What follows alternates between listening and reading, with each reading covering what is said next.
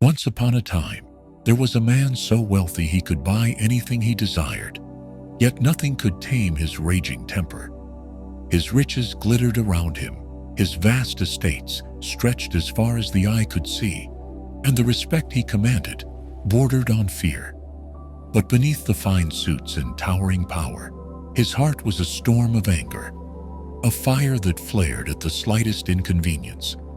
People dared not cross him, yet his constant anger had become a prison he couldn't escape. This man believed he held power over all things, until he met a humble Zen master who would show him a different path, one where true strength was not found in wealth, but in mastering one's own soul. The wealthy man was a figure of strength and intimidation, with every detail of his life arranged to reflect his success, from his pristine, polished shoes to the towering office buildings that bore his name. Everything about him screamed control. Yet, control was exactly what he lacked over his emotions, and his anger dominated him like a hidden master, bursting forth whenever the world refused to bend to his will. Across from him stood the Zen master, a figure of quiet grace and unwavering calm, a man who moved through life like water over stones, untouched by the chaos around him. In this meeting of opposites, the stage was set for an encounter that would unravel everything the wealthy man thought he knew. The story unfolds in a secluded valley, where a serene Zen temple rests, amidst a sea of greenery. Cherry blossoms float in the breeze, and a gentle stream winds through the temple gardens, filling the air with a soft melody. This tranquil scene is a world away from the wealthy man's high-rise offices and luxurious mansions, places buzzing with noise, action, and relentless urgency. Drawn to the temple in a rare moment of curiosity, he steps into this world of peace, unaware that his life is about to change forever. As the wealthy man arrives at the temple, his frustration simmers just beneath the surface. "What can a simple monk teach me about power?" he sneers, his voice a mix of impatience and condescension. He looks around the humble surroundings, unimpressed, and questions why he bothered coming at all.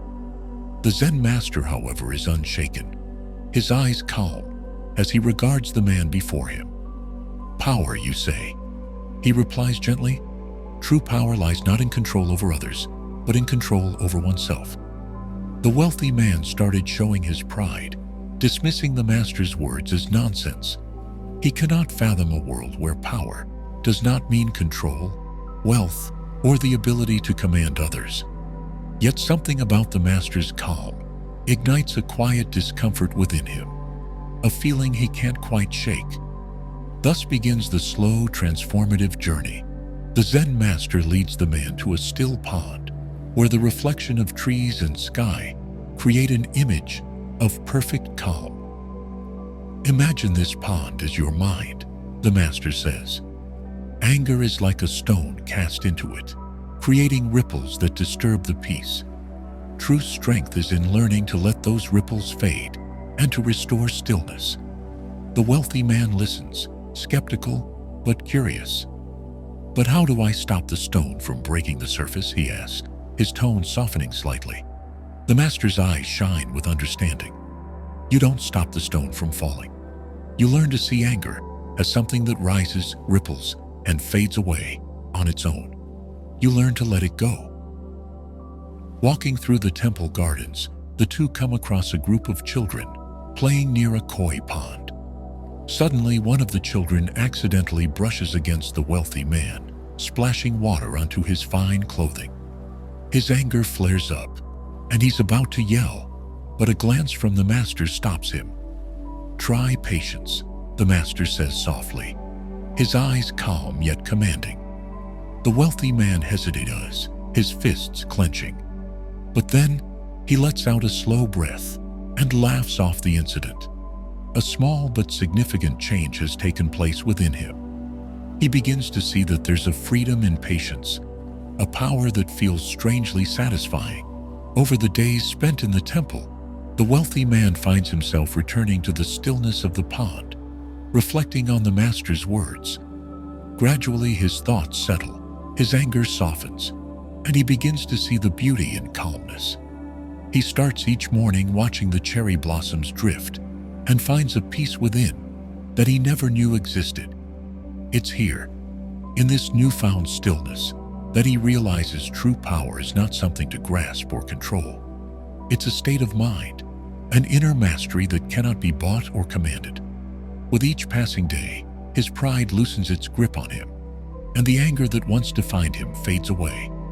His heart opens, and for the first time, he feels a profound sense of freedom, a freedom that comes from within.